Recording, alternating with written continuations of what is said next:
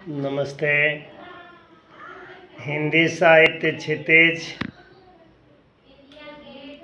ग्राम Shri last के दो दोहे।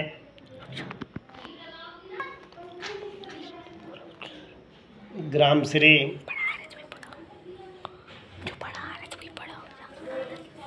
बालू के सांपों से अंकित गंगा की सतरंगी रेती, सुंदर लगती सरपत छाई, तट पर तरबूजों की खेती, अंगुली की कंघी से बगुले कलगी संवारते हैं कोई, तिरते जल में सुरखाब पुलिन पर मगर उठी रहती सोई।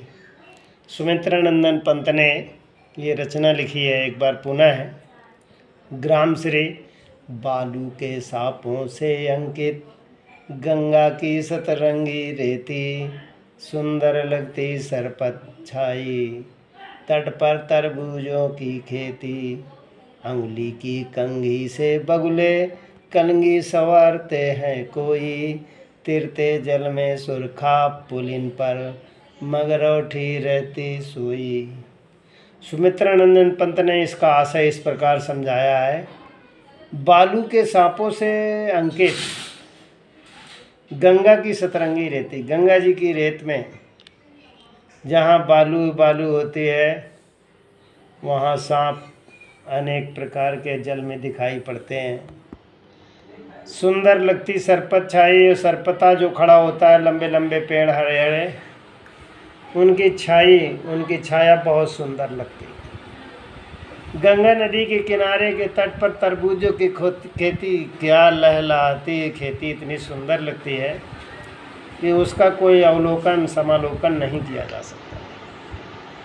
बोलते हैं उंगली जैसी कंघी में बगुला भी मानो ऐसा लगता है जैसे सस सवर कर आया है मछली को पकड़ने के लिए कंघी लगाए हुए, और उसकी कंघी ऊपर हिलती नज़र आती है और वह मछली को प्रभावित करने के लिए अपना अनेक प्रकार के स्वरूपों में परिवर्तन करता है।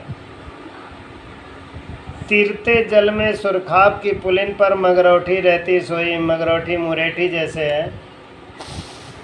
किसी का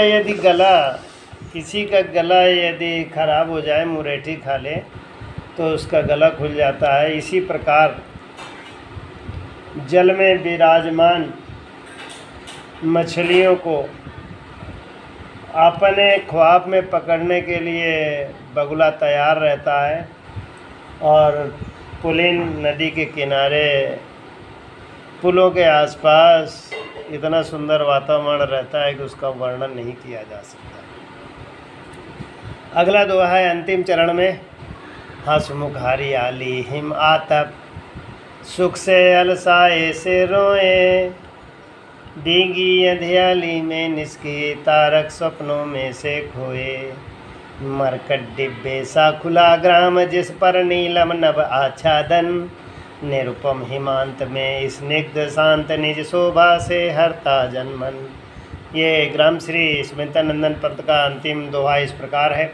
हंसमुख हरियाली हिम आतप, सुख से अलसाए से सोए, भींगी अंधियाली में निस्के तारक सपनों में से खोए, मरकत डिब्बे सा खुला ग्राम जिस पर नीलव नभ आच्छादन, निरुपम हिमांत में स्निग्ध शांत में निज शोभा से हरता जनमन। कवि सुमित्रानंदन पंत का ये विचार है। हंसमुख हरियाली गांव में चारों तरफ हरा ही हरा दिखाई पड़ता है, चाहे हिम हो, चाहे सर्दी का समय हो, चाहे आतप, चाहे गर्मी हो, किसी प्रकार का वहाँ कोई प्रभाव नहीं पड़ता। मानो ऐसा लगता है कि सुख से जो लोग सुबह सुबह अलसाए रहते हैं वो बड़े सुंदर दिखते हैं। अलसाए लोग इसी तरीके से गांव में चारों तरफ खुशहाल वृक्ष दिखाई पड़ते हैं।